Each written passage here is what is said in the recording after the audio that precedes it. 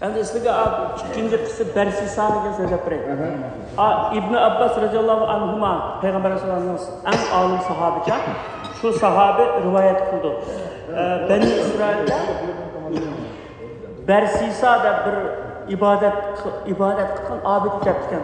Shu ibodat qilib o'tirgan. Endi ularga bir o'lchirib ibodat qilib ayla o'tirgan ekanda endi anda bir kishi o'tgan ekan, uning mahallasidan bir 3 tane aguşkalar cihatga chiqqan bo'lib uni atamiz o'tgan, o'zing bir singlisi bor ekan.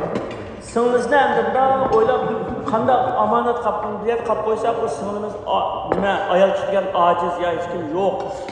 Kimga omonat qilsa qildi degandan o'ylab, bu Barsisa degan taqvodor, bet yaxshi olim, obid. Obiddan qishqa omonat qilsa bo'ldi, qarab qo'ysa degan obiddan qish kelib biz bunday safarga chiqatdik, masjidimizni siz qarab qo'ygan bo'lsangiz, yo'q, hergiz andoq emas, hergiz. Men o qarayamayman, hergiz andoq degankim, qarang, biz jihatga chiqamiz, Allohning yo'liga ketib boramiz.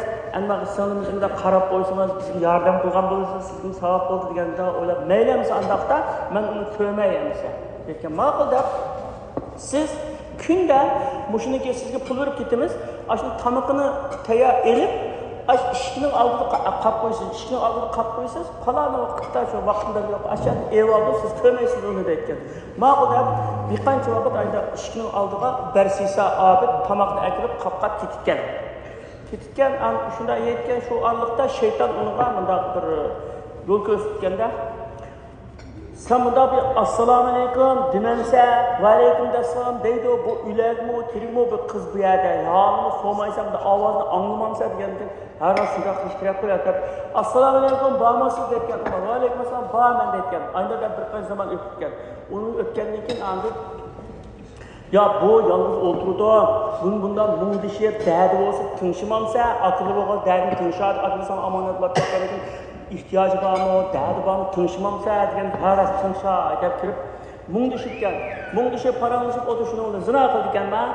Zina qilib, endi qanday qilish kerak deb bu eg'ir balasi, bu bola eg'irlar ayollar qolgan qizlar bu ibodatxonaga chiqib pushaymon qilib uziyib, pushaymon anda qilib shayton yangi to'xtasa pushaymon qilma.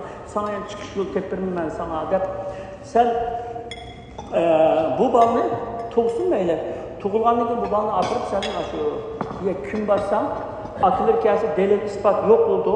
Delil ispat yo'q bo'lgan ishni hech qanday qilaman. Bo'lmasa bunday qilib qo'ysam akılni o'ltirdi sizlar. Degandan keyin ma'qulda bolasini tatib chiqib apirib deya kun batgan, o'ltirayotganda kun batib kelgandan keyin endi qutuldim deb bo'lsa shayton endi kunbat qilib singlisini kunbatmasa ama akılga deydi uni, qanday qildi, bunday qildi deydi. Bunimi delilni yo'q qilyapmamsa delini yo'qlasam bilo tugaydi shuni degandan o ayolni o singlisini apirib kunbatga ashadi. Kunbatgandan keyin bir qancha vaqtdan keyin akillari kelgan. Kelgandan keyin bunda kasallab qolibdi. Bunda saqaynida shundan yuyib tarab kunab qo'ydim deb anda qilgan rahmat sizga bo'lsa yaxshi qarab qolibsiz anda bunda deb kutgan. Shu kechasi akilisining hep uchala akilisining tushiga kirgan. Aşı falan yer görüp aşağıdan kolgun aşağıda sınırın balısıyla bize kümeylik diyen aynen. Küçülüsünün düşkü kürüklerinde hem biz ettiğin naştırız, bunda düşkürüyoruz, mamışlar düşkürüyoruz. Ama kanda bu hemen okşa düşkürümüz bu. Karabak aile dese rast aşağıda kümbettirlik. Şunu onu ki halkın yığıp bugün öldürümüz de aşı urup ibadet kanunu çok aninkini kılganlar. Ancak öldürümüz de tuğa vakitte şeytan yanıcı yanısını kutkuza alayetken bir kurustum var. Hazır sen birla seydi kılgın kutkuzu ben dedim.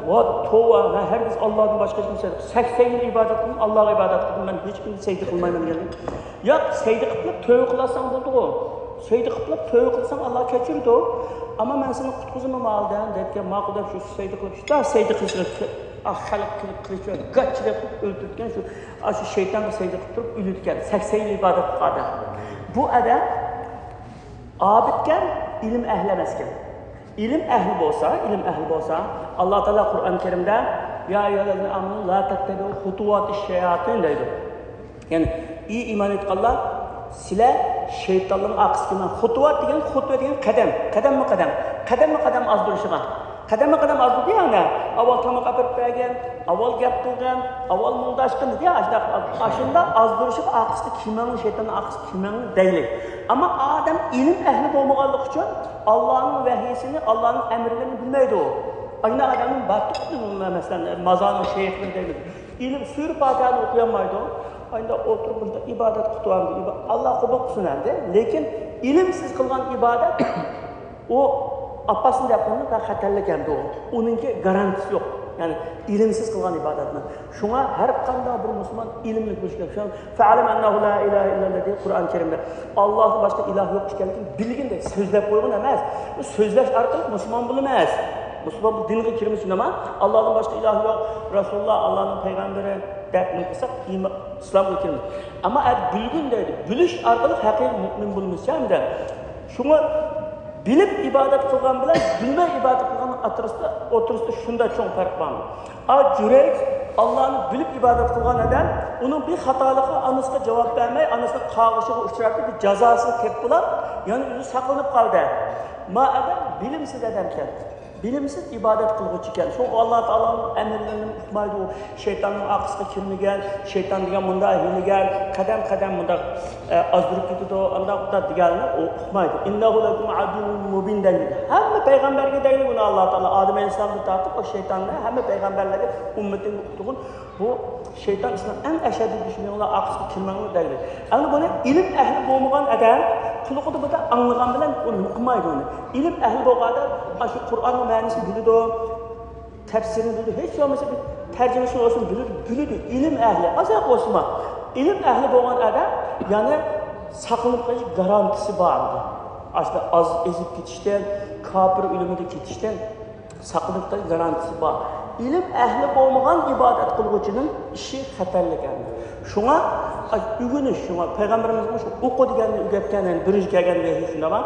O Kur'an'ı düşürüp ügetken, demek şu ügünüş, okuş bizning İslam ümmetinin en şu muhim bir alahideliklerinin birice okuş, ügünüş. Ama bu ügenmey turup, ben onu tanışıp aldım, bunu tanışıp aldım, YouTube'dan ügünüp aldım, Sürü Fatiha'nı digenini iş bitmeyden, ügünüş gerek, okuş gerek.